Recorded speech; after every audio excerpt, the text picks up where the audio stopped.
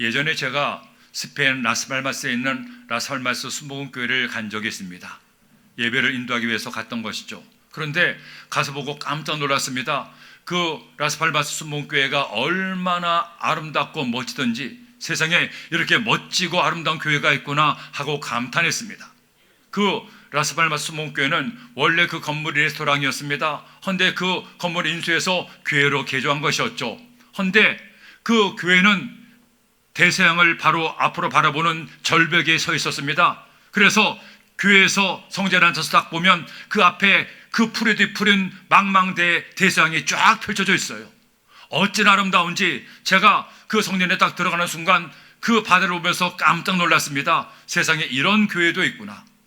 헌데 막상 예배를 드릴 때 보니까 그렇게 아름다운 바다가 보이는 그 정경을 커튼으로 다 막는 겁니다. 예배가 끝난 다음에 궁금해서 물었죠. 아니 목사님, 저렇게 아름다운 경치를 왜 커튼으로 다 막습니까? 그러자 하는 말씀이, 목사님, 저 커튼을 트지 않으면 성도들이 예배 때 하나님께 집중하는 것이 아니라 바다에 집중합니다. 그러다 보니까 찬양도 잘 들리지 않고 설교 말씀을 들을 때도 멍하니 바다만 바라보고 있습니다. 그래서 커튼을 치고 하나님께 집중하도록 예배를 드리는 겁니다. 그 말씀을 듣고 나서야 제가 이해를 했죠. 새삼 교회가 경치가 아름답고 멋진 교회라고 해서 다 좋은 것은 아니구나 하는 것을 느꼈습니다. 여러분, 세상에 보면 이렇게 멋지고 아름다운 교회 건물들이 있습니다. 저마다의 아름다움과 자태를 뽐내고 하나님께 그 귀한 건물을 지어 봉헌하는 교회들도 있죠. 하지만 사실은 눈에 보이는 교회 건물이 중요한 것이 아닙니다. 그 교회를 이루는 공동체, 성도들의 모임이 중요합니다. 그 성도들의 모임이 얼마나 하나님께서 기뻐하시는 모임을 가지고 있는지, 그 모임을 이루는 성도들이 얼마나 하나님께서 원하시는 믿음 생활을 하고 있는지가 더 중요하다는 것이죠.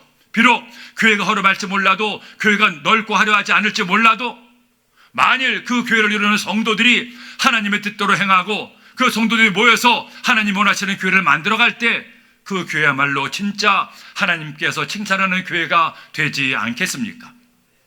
바울은 예수님 만난 다음 가는 곳마다 복음을 전하며 교회를 개척했습니다. 그리고 그 교회들을 통하여 하나님의 나라가 점점 더 확장되기를 원했습니다. 그런 교회들 가운데 고린도 교회가 있었습니다. 이 고린도 교회는 특별히 바울의 애정을 기울인 교회로 그곳에 1년 반 동안 있으면서 교회를 개척했고 교회를 성장시켜 나갔고, 그렇게 교회가 단단히 서는 것을 보고 고린도를 떠나게 됐습니다.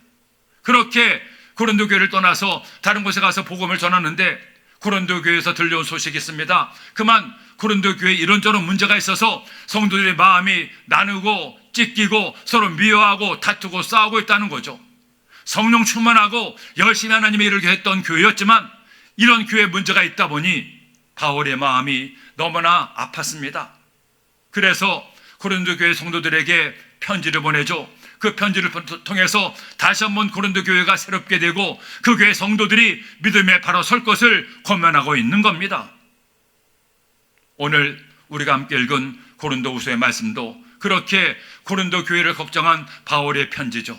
그런데 오늘 말씀 1장에 보니까 사도 바울은 고린도 교회 성도들이, 고린도 교회가 이런 교회가 되기를, 이런 성도가 되기를 원하며 이런 교회가 되기를 권면하고 있습니다. 오늘 말씀 20절에 보니 하나님의 약속은 얼마든지 그리스도 안에서 예가 되니 그런즉 그로 말미암아 우리가 아멘하여 하나님께 영광을 돌리게 되느니라. 우리가 아멘하여 하나님께 영광을 돌리게 되느니라. 어떤 성도가 되라고 말씀합니까? 아멘의 신앙을 가지라고 말씀합니다. 그렇다면 아멘이란 무슨 뜻입니까? 아멘이란 그렇게 될 줄로 믿습니다라는 뜻입니다. 하나님 말씀을 받을 때 아멘으로 화답합니다. 기도하다가 아멘으로 그 기도를 고백합니다. 주님, 그렇게 될 줄로 믿습니다. 바울은 고린도 교회 성도들이 어떤 말씀을 받든지 아멘으로 말씀 받고 아멘으로 기도하기를 원했던 겁니다. 그러므로 사랑하는 여러분, 저는 여러분들이 고린도 교회 성도들처럼 아멘하는 성도가 되기를 소원합니다. 아멘의 신앙을 가지기를 소원합니다. 어떤 삶의 문제를 만나도, 고난을 겪어도, 환난이 덮쳐와도, 내 마음을 아프게 하는 일이 있어도 흔들리지 말고, 염려하지 말고, 낙심하지 말고 아멘으로 고백해서 아멘의 믿음으로 승리하는 여러분 되기를 예수님의 이름으로 축원합니다. 그렇다면 아멘의 신앙이란 어떤 신앙입니까? 우리가 어떻게 주님을 믿을 때 우리의 믿음이 아멘의 믿음이 될 수가 있겠습니까? 첫째로 환난 가운데 소망이 있음을 믿는 신앙입니다. 여러분, 아멘의 신앙이란 뭔가요? 제일 먼저 아멘의 신앙은 긍정적인 믿음을 의미합니다. 어떤 상황에서든지 하나님이 나와 함께 계시니 잘 될 줄로 믿는다는 절대 긍정의 믿음이 바로 아멘의 믿음입니다. 여러분, 이 말씀이 있어질 당시에 초대교회를 보세요. 그때는 사실 앞이 보이지 않는 문제와 고난의 연속이었습니다. 다른 것도 아니고 단지 예수님을 믿는다는 이유 때문에 옥에 갇히고 재산을 몰수당하고 죽음을 당하는 무서운 고난과 환난의 때였습니다. 그렇다고 그들을 도와줄 사람도 없었고 나라도 없었습니다. 세상은 아무도 그들 편이 아니었죠. 하지만 그럼에도 불구하고 그들은 절망하지 않았습니다. 하나님을 포기하지 않았습니다. 왜냐하면 그들에게는 아멘의 신앙이 있었기 때문입니다. 비록 지금은 환난 당하지만, 지금은 문제 때문에 우리가 힘들지만, 때가 되면 모든 것이 잘 될 것을 믿는 절대 긍정의 믿음이 그들의 믿음이었기 때문이에요. 오늘 말씀 보세요. 바울은 이처럼 고백합니다. 8절 말씀에 형제들아, 우리가 아시아에서 당한 환난을 너희가 모르기를 원하지 아니하노니 힘에 겹도록 심한 고난을 당하여 살 소망까지 끊어지고 우리는 우리 자신이 사형 선고를 받은 줄 알았으니 이는 우리로 자기를 의지하지 말고 오직 죽은 자를 다시 살리시는 하나님만 의지하게 하심이라. 그가 이같이 큰 사망에서 우리를 건지셨고 또 건지실 것이며 이후에도 건지시기를 그에게 바라노라. 바울은 고백하죠. 너무너무 힘에 겹도록 심한 고난을 당해서 살 소망이 끊어졌다. 우리의 형편이 사형 선고를 받은 형편이 되었다. 얼마나 힘들었으면, 얼마나 고통이 심했으면 사형 선고를 받았다고 고백하고 있습니까? 근데 여러분, 사형 선고를 받은 것 같은 그런 절망 가운데도 바울이 어떻게 합니까? 난 이제 틀렸어. 나는 망했어. 사형 선고 받았어. 나는 죽을 수밖에 없어. 절망합니까? 낙심합니까? 아닙니다. 그는 이처럼 고백하죠. 오직 죽은 자를 다시 살리시는 하나님만 의지하게 하심이라. 아무리 사망의 줄이 나를 얽고 환난의 피바람에 몰아쳐와도 나는 환난 가운데 소망이 있음을 믿습니다. 하나님이 나를 이끄시고 인도하시고 다시 살리실 것을 믿습니다. 이 믿음이 바로 아멘의 신앙입니다. 사랑하는 여러분, 예수님 믿어 하나님의 자녀가 되었습니다. 하나님의 자녀가 되었으니 하나님이 돌보셔서 날마다 꽃길만 걷고 언제나 좋은 일만 있을 것 같죠. 하지만 예수님 믿고 살아도 우리의 삶 가운데 때로는 고난과 문제가 밀려올 때가 있습니다. 꽃길이 아니라 가시밭길을 걷고 돌짝밭길을 걸을 때가 있습니다. 그때 우리가 어떻게 반응합니까? 어려움 만났다고, 문제 만났다고 낙심하고 염려하고 절망하고 원망하고 불평합니까? 이런 믿음은 아멘의 신앙이 아닙니다. 아멘의 신앙은 아무리 힘들고 어려워도 나에게 고난이 덮쳐도 이까지 문제점 아무것도 아니지, 주님이 나와 함께 하시나 하나님께서 말씀 한마디만 하시면 이 문제를 해결될 수 있어. 이 질병은 나을 수가 있어. 지금 힘들고 아프지만 주님, 저는 환난의 끝에 소망이 있음을 믿습니다. 이 고난의 끝에 예수님이 서 계심을 믿습니다. 그 주님께서 나의 모든 환난을 끝나게 하시고 마침내 은혜와 응답을 토할 것을 믿습니다. 절망 가운데 환난 중에서도 주님을 굳게 믿는 신앙, 그 환난을 넘어 나에게 소망이 다가올 것을 믿는 신앙, 이 신앙이 바로 아멘의 신앙입니다. 마르틴 루터가 어느 날 꿈을 꾸었다고 합니다. 그 꿈에 보니 사탄이 크리스찬 전멸 작전을 펴고 부하들로부터 보고를 받고 있었죠. 첫 번째 부하가 이렇게 보고했습니다. 사탄 각하, 저는 사막을 걸어가는 예수쟁이들에게 사자를 보냈습니다. 그런데 그놈들은 사자 입 앞에서도 평화스럽게 기도를 하더군요. 제가 너무나 기가 막혔습니다. 두 손 두 발 다 들었습니다. 그러자 이번엔 두 번째 부하가 또 보고를 합니다. 각하, 저는 바다를 항해하는 예수쟁이들에게 폭풍을 일으켰습니다. 그러자 배가 파손되고 암초에 올라가서도 세상에 찬송을 부르더군요. 제가 질렸습니다. 무서운 놈들입니다. 그러자 이번에는 세 번째 부하가 의기양양하게 이렇게 말을 하는 겁니다. 각하, 저는 한 교회를 찾아가 10년 동안 모든 성도가 모든 것이 다 잘되고 평안하게 만들어줬습니다. 그러자 그들의 영과 육이 완전히 썩어버렸습니다. 꿈에서 깨어난 루터가 아하, 고난이, 환난이, 문제가 오히려 내 믿음을 단련시키고 나를 경고케 하는 축복이 되는구나 알게 되었다는 거죠. 그 어떤 시련과 고난이 다가와도 흔들리지 않고 이 고난의 끝에 하나님 은혜가 있음을 깨닫고 열심히 종교개혁의 박차를 가한 끝에 마침내 종교개혁에 통하여 기독교 신앙을 새롭게 할 수가 있었다는 겁니다. 그러니 여러분, 살면서 환난 없는 사람이 어디 있겠습니까? 인생 살면서 고난 없는 사람이 어디 있습니까? 하지만 아멘의 신앙을 가진 사람은 그 고난과 어려움을 만나도 절망하지 않습니다. 왜? 환난의 끝에 소망이 있음을 믿기 때문입니다. 내가 아무리 큰 환난을 당해도 주님께서 나와 함께 하시면 마침내 환난을 견디고 모든 것을 합력하여 선이 이루어지게 될 것을 믿기 때문입니다. 우리 아멘의 신앙을 가집시다.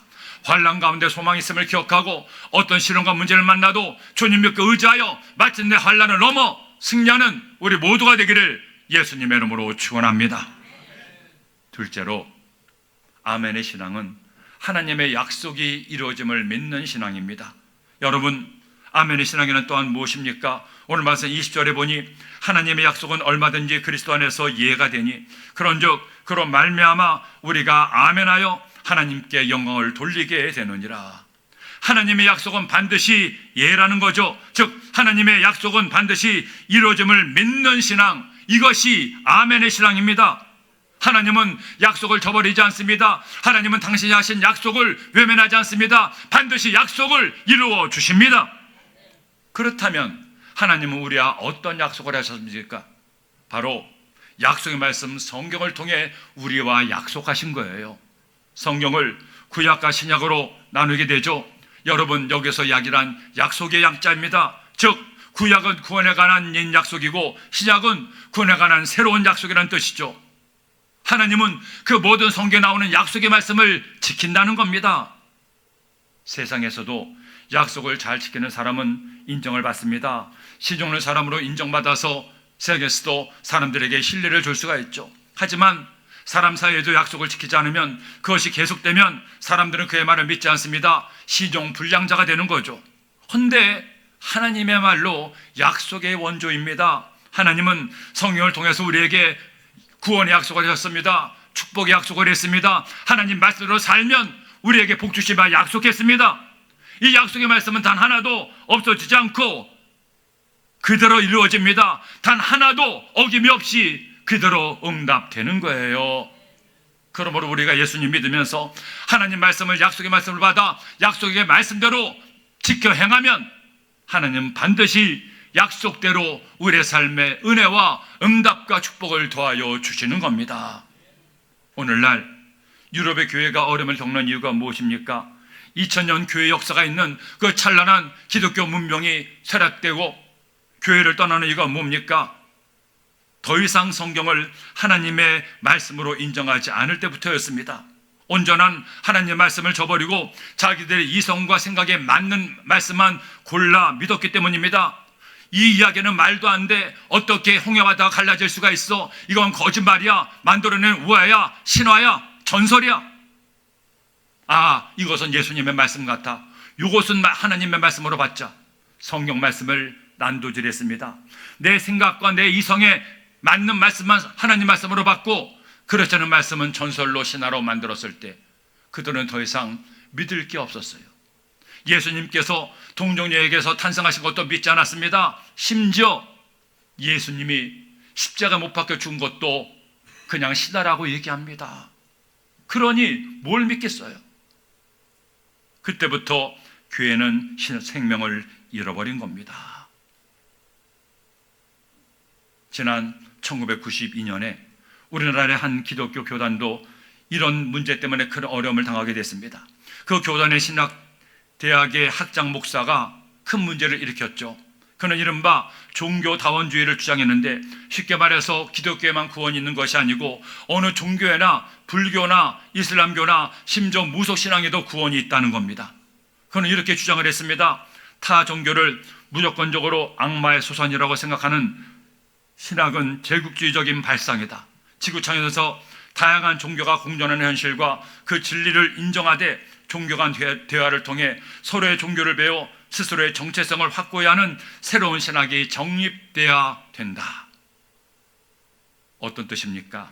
간단히 말해서 불교를 믿든 마호멧을 믿든 무당을 믿든 뭘 믿든 잘만 믿으면 어디에나 구원이 있다고 주장한 거죠. 신학대학의 학장이 이런 주장을 했으니 그 영향이 대단히 컸습니다. 그 교단에 큰 평제 풍파가 일어났습니다. 그리고 그 이론에 반대하는 목사님들도 반대 목소리를 크게 일으켰죠. 결국 교단이 두 쪽으로 갈릴 위기를 만났습니다. 하지만 그런 위기 가운데 결국 그 학장 목사와 또 그의 주장을 따르는 무리들은 그 교단에서 출교당하게 됩니다. 그 교단 200년 역사 가운데 신앙 문제 때문에 교단에서 쫓겨난 것은 그때가 처음이었다고 합니다. 한동안 그 일론에서 그 교단에 많은 갈등과 아픔이 있었죠. 하지만 같은 교단이었지만 하나님의 약속의 말씀을 믿고 예수님만이 구주가 되심을 믿는 다른 교회들은 건강하게 성장하고 지금도 교회의 주인 사명을 잘 감당해내고 있습니다. 저는 그때 그 일련의 사태를 보면서 새삼 신앙의 무서움을 알았습니다. 자칫 하나님의 약속의 말씀을 저버리고 사람의 이성대로 하나님을 믿었다가 하나님의 교회가 무너지고 우리의 신앙의 송두리째 무너질 수 있을 것임을 알고 다시 한번 제 마음을 새롭게 했던 기억이 납니다. 여러분, 하나님 말씀은 1.1억도 변함이 없는 생명의 말씀입니다. 이 말씀을 하나님 말씀으로 믿을 때 여러분의 삶에 하나님 은혜가 임하게 됩니다. 그러니 하나님의 약속을 믿으세요. 하나님은 신실하신 하나님입니다. 성경 말씀을 통해 우리에게 약속하신 말씀을 믿고 말씀대로 살아보세요. 그때 하나님 은혜가 여러분 가운데 임하게 됩니다. 이런 은혜가 우리 여러분에게 있게 되기를 예수님의 이름으로 축원합니다. 셋째로, 아멘의 신앙은 성령님이 우리의 보혜사가 되심을 믿는 신앙입니다. 여러분, 하나님은 참 좋으신 하나님이십니다. 하나님은 약속을 반드시 지키시는 하나님입니다. 그런데 그 하나님이 하신 약속들 가운데 가장 좋은 약속이 뭔지 아십니까? 바로 이 약속입니다. 예수님이 이처럼 약속하셨죠. 요한복음 14장 16절에 내가 아버지께 구하겠으니 그가 또 다른 보혜사를 너에게 주사 영원토록 너희와 함께 있게 하리니. 예수님 말씀했습니다. 나는 너희들 곁을 떠나지만 내가 다른 보혜사를 너에게 주겠노라. 그가 너희와 영원히 함께 하겠노라. 예수님이 십자가 달려 죽으시기 전날 밤에 두려움에 떠는 제자에게 말씀하신 거예요. 내가 너희들을 떠난다고 염려하지 말아라. 내가 떠나는 것이 너에게 유익이 돼. 내가 떠나야 하나님의 영 성령이 너에게 오셔서 영원토록 너희와 함께 하시니 이것이 바로 내가 너에게 한 약속이라고 말씀하고 있어요. 성령 하나님께서 우리에게 오셔서 언제나 나와 함께 하시고 나를 돌보시며 나를 지키시고 나를 도와준다는 겁니다. 하나님의 영이 영원토록 나와 함께 한다는 이 약속보다 더 좋은 소식이 어디 있습니까? 하나님께서 나와 함께 하셔서 나를 도우시고 내 편 되신다는데, 그런데도 어떤 그리스도인들은 이 약속에 아멘하지 않습니다. 성령님이 나의 보혜사가 되심을 믿지 않습니다. 그것을 잊고 삽니다. 그분의 도우심을 구하고 그분과 함께 살면 성령님께서 우리를 도우셨는데 그렇게 하지 않아요. 내가 해보겠다고 발버둥 치다가 쓰러지고 넘어집니다. 낙심하고 절망합니다. 예수 믿어도 좋은 것 없다고 주님 의지하지 않고 자기 마음대로 살다가 믿음도 잃어버릴 때가 있다는 거예요. 여러분, 아멘의 신앙이란 어떤 신앙입니까? 성령께서 나와 함께 하시고 나를 도우시고 나의 보혜사가 되는 믿음을 믿는 신앙이 아멘의 신앙입니다. 오늘 말씀 21절로 말씀하죠. 우리를 너희와 함께 그리스도 안에서 굳건하게 하시고 우리에게 기름을 부으신 이는 하나님이시니 그가 또한 우리에게 인치시고 보증으로 우리 마음에 성령을 주셨느니라. 따릅시다. 우리 마음에 성령을 주셨느니라. 믿습니까? 믿습니까? 하나님께서 우리에게 성령을 선물로 주었습니다. 이 성령이 나에게 충만하게 임할 때 우리는 성령과 함께 승리의 삶을 살아낼 수가 있는 겁니다. 제가 이전에 여의도교회에서 고등부를 담당하고 있을 때 여의도교회 바울성전에서 예배를 드렸습니다. 학생들이 1000명이 넘고 선생님들도 100명이 넘다 보니까 예배를 드리는 것이 쉽지가 않았죠. 그래서 선생님들은 대부분 그 학생들 뒤에서 서서 예배를 드리거나 옆에 서서 예배 드리면서 학생들이 예배 시간에 떠들지 않고 예배를 잘 드리도록 집중하게 하는 일들을 하시면서 예배를 드렸습니다. 그런데 유독 한 선생님이 계셨는데 그 선생님은 예배 때 가장 앞자리에 자신이 담당하는 학생들과 앉아서 예배를 드리는데 예배를 얼마나 열심히 드리는지 몰라요. 더구나 제가 설교하는데 한참 말씀을 전하다 보면 그 성도님께서 말씀을 듣다가 의뢰가 되면 아멘! 아멘! 하셨는데 어찌나 크게 아멘 하시는지 제가 처음에는 깜짝깜짝 놀랐습니다. 설교하다가 아멘 할 만한 때 알만 하면 되시는데 어느 때는 시도 때도 없이 아멘을 하시는 거예요. 그러니 설교하는 저도 놀라고 선생님도 놀라고 학생들도 깜짝깜짝 놀랐습니다. 근데도 그분은 그러거나 말거나 말씀을 전할 때마다 아멘 아멘 하시면서 그렇게 말씀을 아멘으로 받았어요. 말씀을 전할 때뿐 아니라 기도할 때도 찬양 부를 때도 그 어느 학생이나 선생보다도 뜨겁게 찬양하고 말씀에 집중하고 기도하는데 아멘 때문에 놀라긴 했지만 그분이 예배드리는 모습을 보면서 야, 저분 참 대단하다 하는 생각을 했죠. 그런데 한 번은 그 선생님이 굳이 식사를 대접했다고 해서 함께 식사를 했습니다. 그런데 그분이 저에게 하시는 말씀이 목사님, 사실 제가 목사님 설교하실 때 아멘 아멘을 너무 많이 해서 그동안 힘드셨죠? 놀라셨죠? 그분도 알고 있더라고요. 그래서 제가 그렇다고 할 수는 없고 그냥 웃기만 했더니 하시는 말씀이 목사님, 사실 저도 그렇게 하려고 마음먹하는 것은 아닙니다. 근데 목사님, 제가 예배를 들어보면 말씀을 듣다 보면 어찌나 그 말씀이 제 마음에 다가오는지 어쩌면 그렇게 그 말씀이 나를 위한 말씀인지 제가 아멘으로 받지 않을 수가 없습니다. 나 같은 죄인이 용서받아 하나님의 자녀가 되었는데 잘난 것도 없고 잘한 것도 없는 나를 이 귀한 청춘들, 학생들의 선생이 되게 하시고 그들을 가르치게 하시니 얼마나 감사한지요.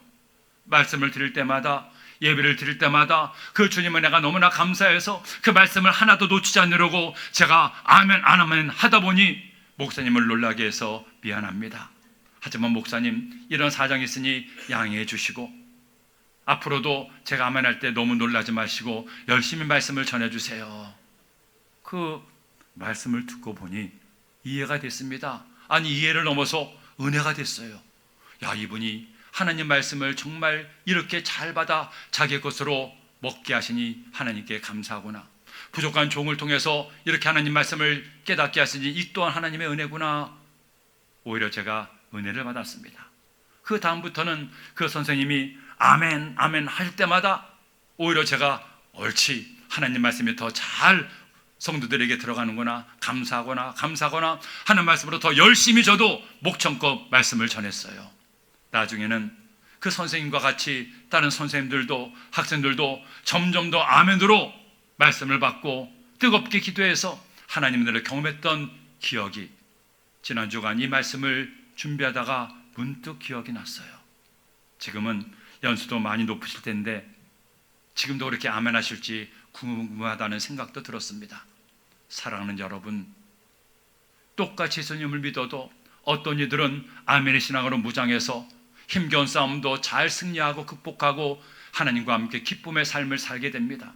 하지만 똑같이 예수님 믿어도 어떤 이들은 아멘으로 고백하지 않고 의심하고 염려하고 낙심해서 주님께 주신 은혜를 저버릴 수가 있습니다.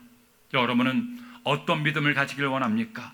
우리 아멘의 신앙을 가집시다. 어떤 환난과 시련을 만나도 소망을 잃지 않고 환난의 끝에 예수님의 서 계심을 믿고 그분을 의지합시다. 그리고 약속의 말씀을 믿읍시다.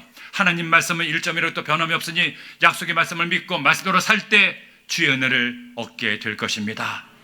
내 힘과 능력으로 살면 넘어지고 자빠질 수밖에 없습니다. 하나님의 성령을 대망하세요. 성령님, 바람같이 불같이 나에게 마사 매일매일의 삶이 혼자 사는 삶이 아니라 성령님과 함께 살게 하여 주옵소서. 일상에서 성령님과 함께 사는 방법 어렵지 않습니다. 그냥 얘기하세요.